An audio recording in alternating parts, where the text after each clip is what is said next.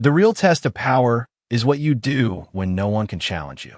The conference room was silent, except for the faint ticking of Jonathan Reed's Swiss watch, each second echoing against glass walls and polished marble floors, his fingers resting lightly on a worn receipt that didn't belong in a room where billion-dollar deals were signed without hesitation. A single dollar tip printed at the bottom like a quiet insult frozen in time. And yet he hadn't thrown it away.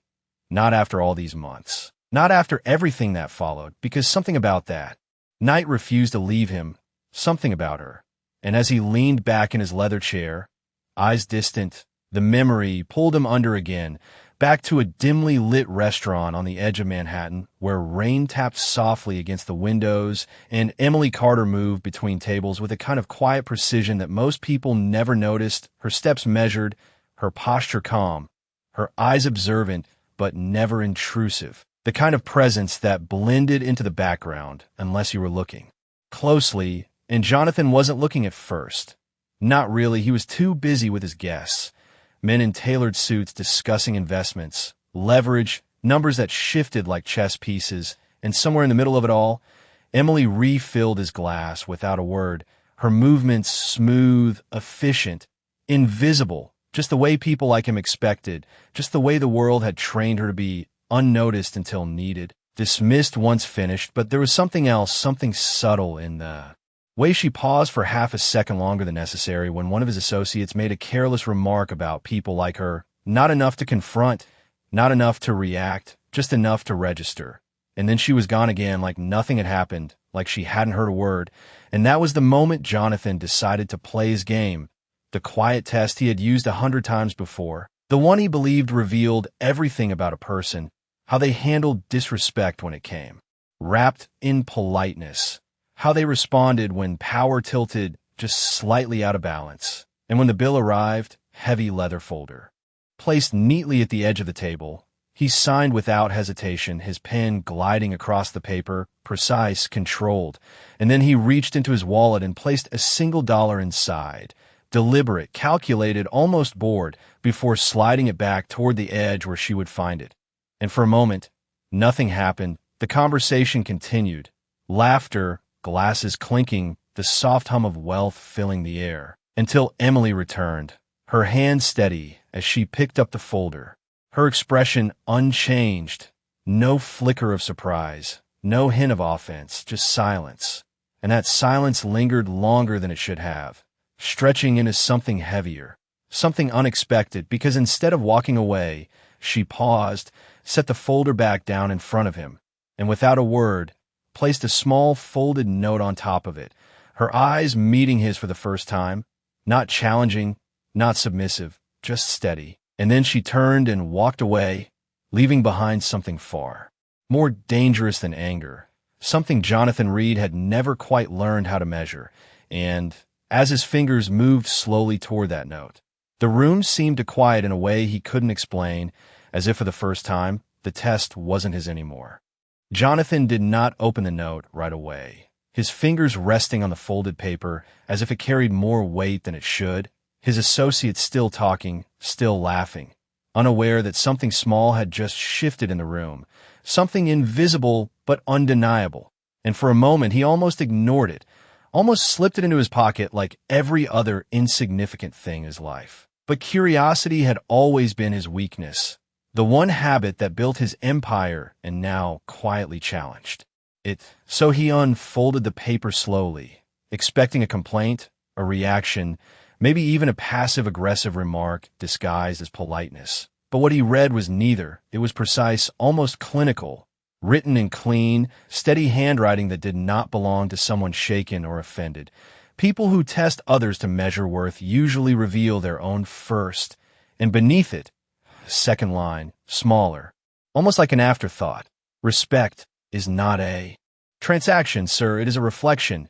And just like that, the noise around him faded, not completely, but enough that the words seemed louder than anything else in the room, louder than the laughter, louder than the clinking glasses, louder than his own thoughts, trying to rationalize what he was feeling, because this was not anger, not embarrassment, not even offense. It was something far more unfamiliar, something that did not fit into his usual categories. And across the room, Emily moved on.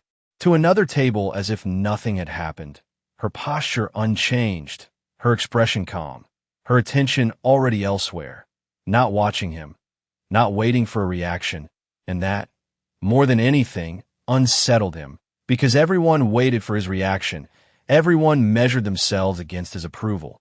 But she had already moved on, as if the moment was complete the second she placed that note down, as if she did not need anything from him. And Jonathan leaned back slightly, the paper still in, his hand reading the words again, slower this time, noticing the absence of emotion in them. No anger, no apology, no attempt to impress, just a quiet certainty that felt more solid than any argument he could make against it. And one of his associates noticed the shift, asked if everything was all right, but Jonathan only nodded, folding the note carefully instead of crumpling it, placing it beside his watch where he could still see it, his mind already working, analyzing, searching for context, because people did not speak like this without reason, not in places like this, not in roles like hers. And when Emily returned briefly to clear glass, he spoke, his voice lower now, stripped of its earlier amusement. "Where did you learn to write like that?" And she paused just enough to acknowledge the question, her eyes meeting his again, steady, unreadable. "Same place you learned to test people," she said quietly, not sharp, not defensive, just honest. And then she took the glass and walked away, leaving him with an answer that explained nothing and everything at once. And for the first time that night, Jonathan Reed realized he was no longer observing the room. He was part of something he did not fully understand, something that could not be measured in dollars or outcomes, something that did not respond to control. And as the dinner continued around him, he found himself distracted, not by the deal, not by the numbers, but by a single thought that refused to settle. Who was Emily Carter when she was not wearing that uniform? And why did it feel like she had seen straight through him in less than 30 seconds? The rest of the dinner passed, but Jonathan did not remember a single number discussed at that table. Not one projection, not one agreement, not even the final handshake that usually sealed his attention to the moment, because his mind kept returning to the same detail, the absence of need in her voice, the way Emily had spoken without trying to impress him, without trying to defend herself, as if his opinion carried no more weight than the rain tapping softly against the window. And that was new. That was different, because in his world, everyone adjusted themselves around him, consciously or not. They leaned in, they softened their tone, they chose their words carefully, but she had not adjusted anything. She had simply answered, and that answer stayed with him long after the check was closed and the chairs were pushed back, long after his associates filtered out into the night, their conversations shifting to cars, flights, and schedules, while Jonathan lingered just a second, longer than necessary, his gaze drifting toward the far end of the room where Emily stood near the service station, speaking quietly with another staff member, her posture relaxed now, her shoulders no longer carrying the formal precision of service. And for a moment, she smiled, not the polite smile she gave customers, but something lighter, genuine, unguarded, and it caught him off guard in a way he did not expect, because it did not belong to the version of her he had constructed in his mind.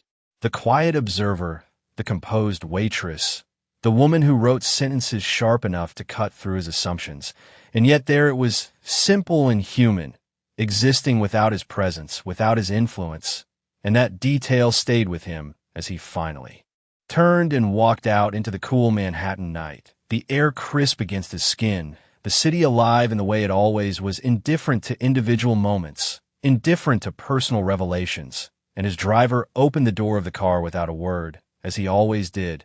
But Jonathan paused before getting in, his hand resting briefly on the frame, his eyes unfocused as the memory replayed again, not the note this time, but the timing, the precision of it, because she had not reacted immediately. She had waited, she had chosen her moment, and that meant intention, not impulse. And intention meant awareness. And awareness like that did not come from nowhere. And as he finally settled into the back seat, the soft leather familiar beneath him, he reached into his pocket and pulled out the folded note once more, smoothing it carefully as the city lights passed in blurred reflections across the window, his thumb tracing the edge of the paper as if it might reveal something more. Some hidden context he had missed, but the words remained the same, simple, direct, undeniable. And for the first time in a long time, Jonathan Reed felt something he could not immediately solve. Not with data, not with influence, not with strategy, just a quiet question that refused to disappear. And as the car moved through the streets, he made a decision that felt almost insignificant in the moment, almost casual, but would later change far more than he expected. He leaned forward slightly, his voice calm but deliberate, and gave his driver a new instruction. Not home, not the office, but an address he had never needed before, the restaurant, tomorrow morning, earlier than any customer would arrive, because there was something unfinished about that night, something he could not leave behind without understanding. And for the first time, the test was no longer about control, it was about curiosity, and that alone was enough to keep him awake long after the city fell quiet. The restaurant looked different in the morning, quieter, stripped of its evening glow, sunlight replacing chandeliers, revealing details that the night had softened. The slight were on the edges of tables, the faint scent of coffee instead of expensive wine, and Jonathan noticed all of it as he stepped inside, his presence out of place at this hour, his tailored suit too sharp against the calm simplicity of the room.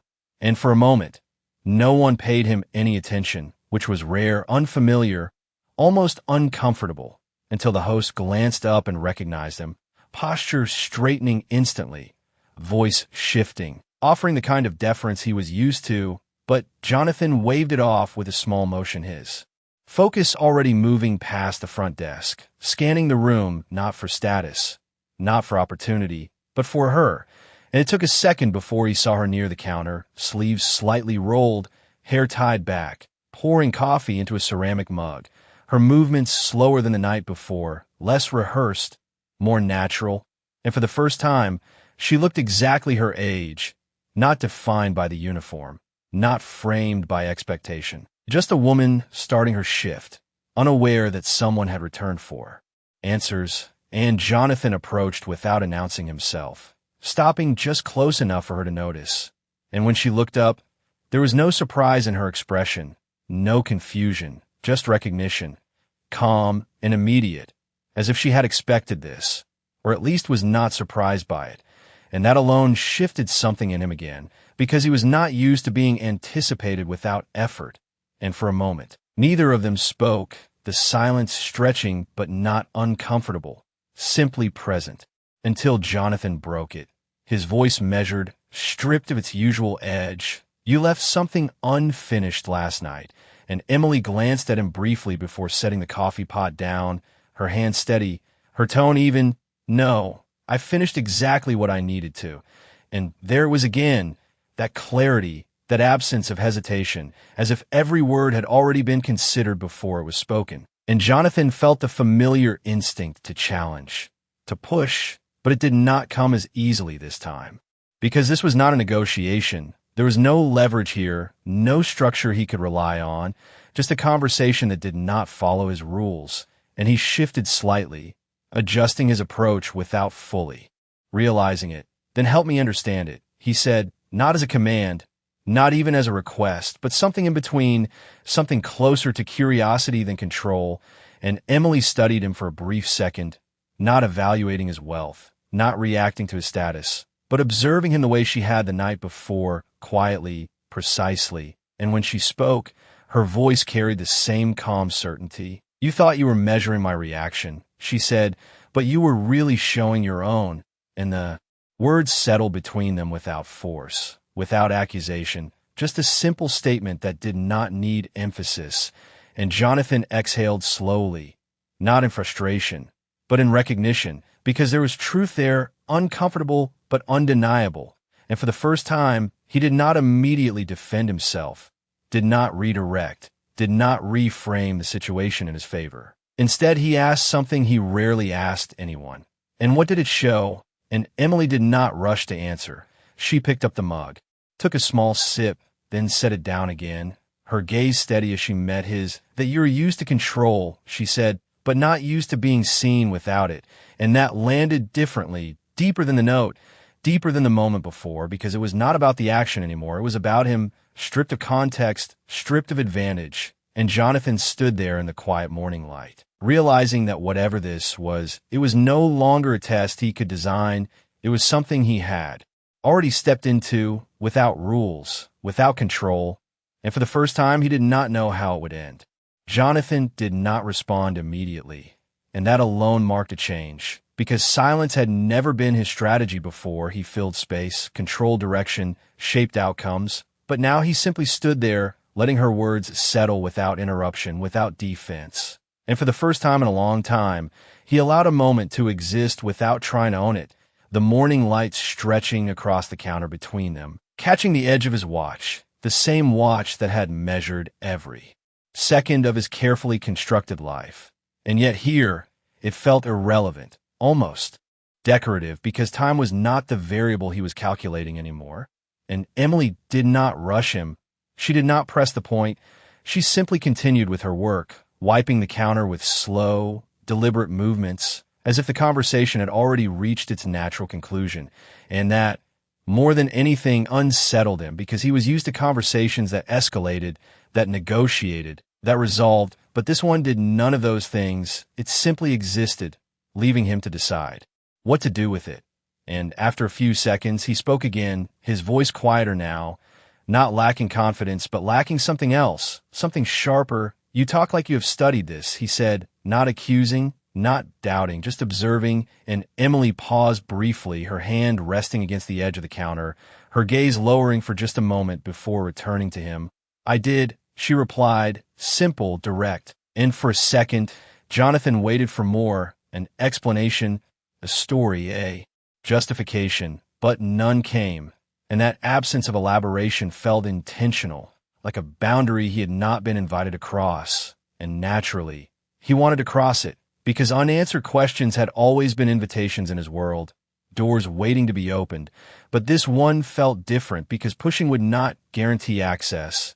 And for the first time, he hesitated, not because he could not, but because he was not sure he should, and that hesitation lingered just long enough for Emily to speak again, not filling the silence, but redirecting it. "You came back for an answer," she said, "but you already had one last night." And Jonathan frowned slightly, not in disagreement, but in thought, because she was right. The note had been clear, the message complete, and yet he had returned anyway, driven by something deeper than curiosity, something closer to recognition. And he exhaled slowly, shifting his weight as he considered his next words more carefully than usual. "Then why? Does it feel like I missed something?" he asked. And this time, Emily did not answer immediately. She studied him again, not analyzing, not dissecting, just observing the way someone does when they're deciding whether a question deserves an honest response. And when she finally spoke, her voice carried the same calm certainty, but with something slightly different beneath it, something almost reflective. "Because you are used to outcomes," she said, "not meaning." And that landed quietly, without force, but with weight, because it was not a criticism, not a judgment, just a statement that reframed everything he thought he understood about the situation. And Jonathan felt it settle in a place he did not often access, somewhere beyond logic, beyond strategy, somewhere that did not respond to numbers or control.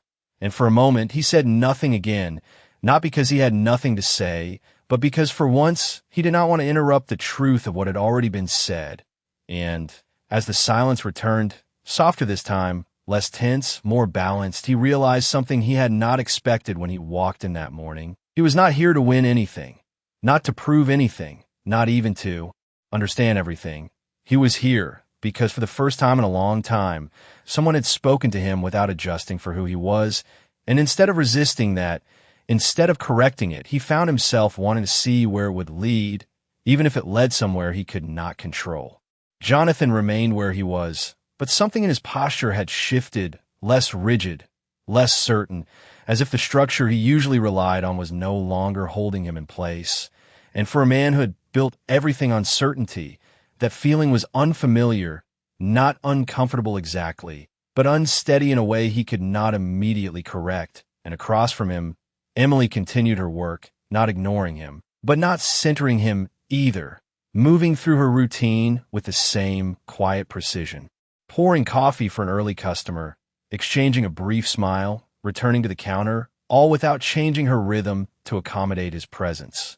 And that detail stayed with him, the absence of adjustment, because in his world, presence demanded response. It created gravity, but here it did not. And that forced him into something he rarely experienced, observation without influence. And after a moment, he spoke again, not to regain control, but to stay in the conversation. "You walked away last night like it did not matter," he said, his tone thoughtful, not accusing, and Emily glanced at him briefly, her expression unchanged. "It mattered," she replied, "just not in the way you expected." And that answer lingered because it suggested something beyond the moment, something that had already been decided before he ever placed that dollar on the table. And Jonathan narrowed his focus slightly, following that thread. "Then what did it change?" he asked, and this time, Emily did not answer with a statement. She asked a question instead, turning his own pattern back toward him. "Why do you think you are here?" she said, her voice calm, steady, and Jonathan paused. Not because he did not have an answer, but because for once he did not trust his first one, and that hesitation was new, deliberate, and he let it happen, letting the silence stretch just long enough for the question to take shape in his mind. And when he finally spoke, his voice carried less certainty, but more honesty. "Because I could not ignore it," he said, and Emily nodded slightly, as if confirming something she already understood. "Exactly," she said. "You are not here because of the dollar. You are here because something in you did not agree with it."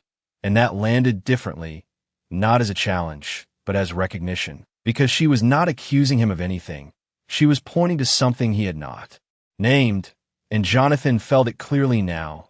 That small disconnect from the night before, the moment where the action did not align with something deeper, something quieter, something he had not listened to in a long time. And he exhaled slowly, the realization settling in a way that did not require defense. "You think I was testing myself," he said, more to himself than to her. And Emily did not rush to confirm it. She simply met his gaze, steady as before. "I think you already know the answer to that," she replied. And the simplicity of it removed any need to argue, because there was nothing to argue against, only something to acknowledge. And Jonathan found himself doing something rare, not solving the moment, not reframing it, but accepting it as it was, incomplete, open, still unfolding. And as the morning continued around them, customers coming and going, the quiet rhythm of the restaurant building into its midday pace, he realized that whatever had started the night before had moved beyond a single action, beyond a single note. It had become something else entirely. Something that was not about proving a point, but about seeing one clearly. And for the first time, he did not feel the need to control where that would lead, only to understand it, one step at a time. The rhythm of the restaurant continued to build, voices rising slightly, plates moving faster, the quiet calm of early morning giving way to the steady pulse of midday. But Jonathan remained where he was, not out of habit, not out of obligation, but because leaving now felt incomplete, and that was not something he tolerated easily, not in business, not in life. Yet here he was, standing in a place where completion did not come from control, and that realization stayed with him as he watched Emily move through the room again, not as a subject of curiosity this time, but as someone he was beginning to understand in fragments. The way she listened more than she spoke, the way she responded without rushing, the way nothing about her seemed reactive, everything intentional. And it made him reconsider something he had always believed, that power was demonstrated through action, through decisions, through visible influence. But here, in front of him, was a different kind of presence, one that did not need to assert itself to be felt. And when she returned to the counter once more, he stepped closer, not to interrupt, but to continue, his voice steady, but quieter than it had been the night before. "You said it mattered," he began, "just not the way I expected." And Emily nodded slightly, acknowledging the thread he had picked up. "Yes," she said, "because you think change looks dramatic." And Jonathan tilted his head slightly, considering that. "And it does not," he replied, more as a statement than a question. And she shook her head once, a small movement, but definitive. "Most of the time, it is."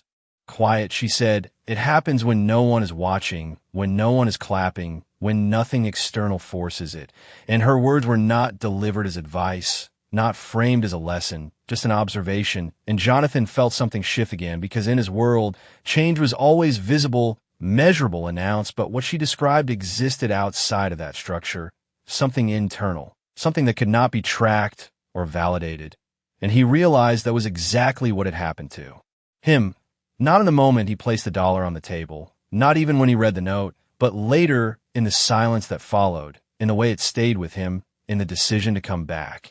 And he exhaled slowly, recognizing the pattern now. So nothing changed for you, he said, watching her carefully. And Emily met his gaze, her expression steady. But this time, there was a faint hint of something softer beneath it. Not amusement, not satisfaction, just clarity. Something did, she replied.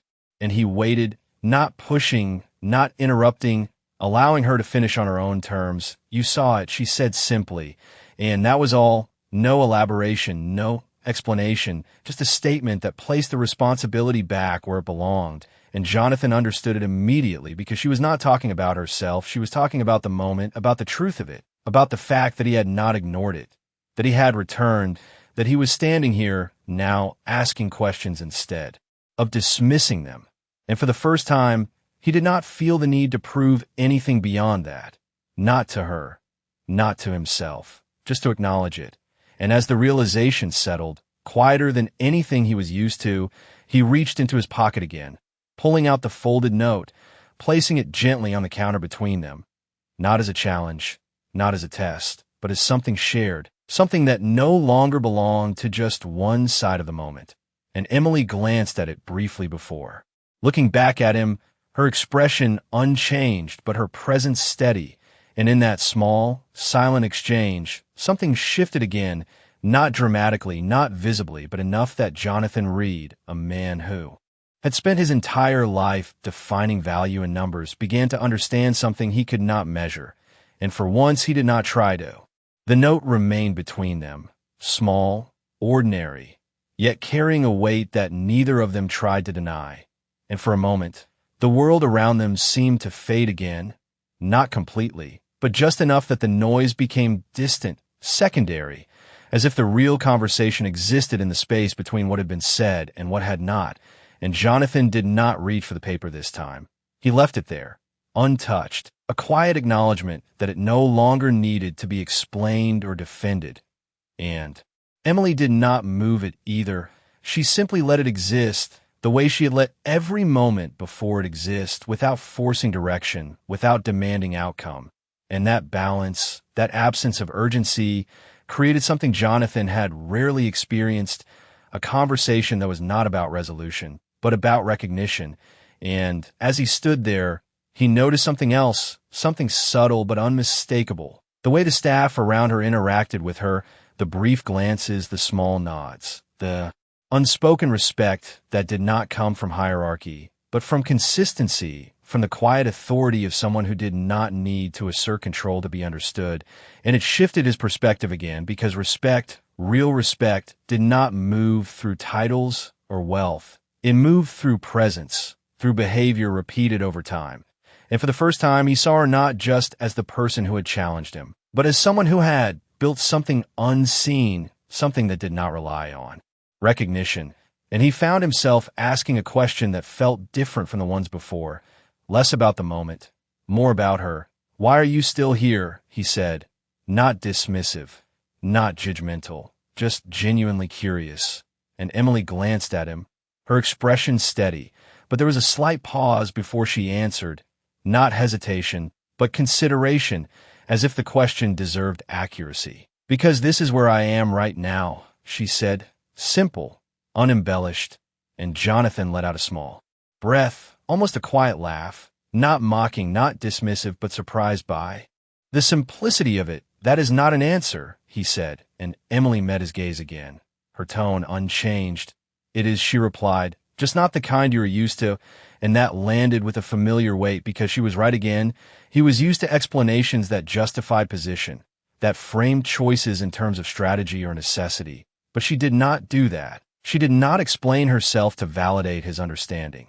She simply stated what was true for her, and Jonathan felt that shift. Again, that subtle redefinition of what mattered in the conversation, and for a moment he considered pushing further, asking about her past, her decisions, the path that led her here, because that was what he did. He gathered information, he built context, he understood people by mapping their history. But something stopped him, not uncertainty, but respect, the recognition that not every answer needed to be uncovered to be understood, and instead, he nodded slightly, accepting the boundary, without testing it. And that alone marked a change, because he was choosing not to control the direction, not to extract more than what was offered.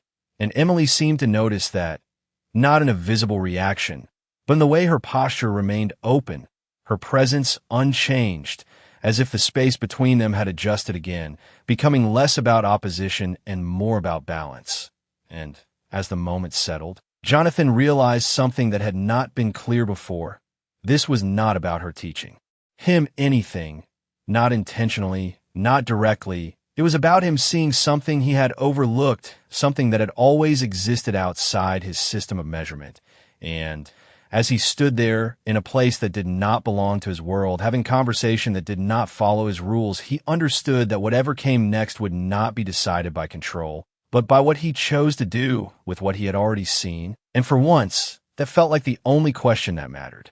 Jonathan did not reach for the note again. And this time, he did not need to, because whatever it had started was no longer contained within those few lines of ink. It had moved into something quieter, something less visible, but far more difficult to ignore. And as he stood there, watching Emily return to her work without waiting for a conclusion, without expecting anything from him, he understood something that had been building since the night before. This moment was not about closure. It was about choice. And for a man who had built his entire life on choosing outcomes, controlling direction, this felt different because there was no clear result to pursue, no defined success to achieve, just a simple, almost unremarkable decision that carried more weight than any deal he had ever signed. And he exhaled slowly, his gaze shifting briefly around the room, taking in the details he would have overlooked before, the quiet coordination of the staff, the rhythm of service, the way people moved without needing to be directed, and then back to her, steady, grounded, unchanged, and without thinking too much about it. Without turning it into strategy, he reached into his wallet again, not with the same intention as the night before, not with calculation, but with awareness, and he placed something on the counter beside the note, not sliding it toward her, not presenting it, just leaving it there, a gesture without performance. And Emily glanced down briefly, her eyes registering what he had placed, but her expression did not change, not impressed, not surprised, just aware, and she looked back at him, not asking, not reacting, simply present. And that was when Jonathan spoke, his voice, quieter than it had ever been in a conversation like this. "This is not about fixing anything," he said, more for himself than for her. And Emily gave a small nod, acknowledging the difference. "No," she replied, "it never was." And the simplicity of that answer removed the last trace of expectation, because there was nothing to prove, nothing to resolve, just a moment that had already done what it needed to do. And Jonathan felt that clearly now. The shift that had begun with something as small as $1 had turned into something he could not quantify, something that did not belong to his usual framework of value. And for the first time, he did not try to fit it into one. He simply accepted it. And as he stepped back slightly, preparing to leave, he paused for just a second longer than necessary, his eyes meeting hers one last time, not as a test, not as an evaluation, but as recognition, a quiet acknowledgement that something real had happened here, even if it could not be fully explained. And then he turned and walked toward the door, the morning light waiting just beyond it. And as he stepped outside, the city moved as it always did, fast, indifferent, full of noise and momentum, but something in him had slowed, just enough to notice what he had missed before, just enough to understand that not every shift announces itself. Not every change demands attention. Some simply begin in silence and continue long after the moment has passed. And back inside, Emily picked up the note, folding it once more before placing it aside. her expression calm, unchanged, as if nothing extraordinary had happened. And maybe that was the point, because the most important changes rarely look dramatic. They do not ask to be seen, they only ask to be understood. And whether Jonathan Reed would fully understand it or not was no longer something she needed to decide, because the moment had already done its work, quietly, completely, and without asking for anything in return.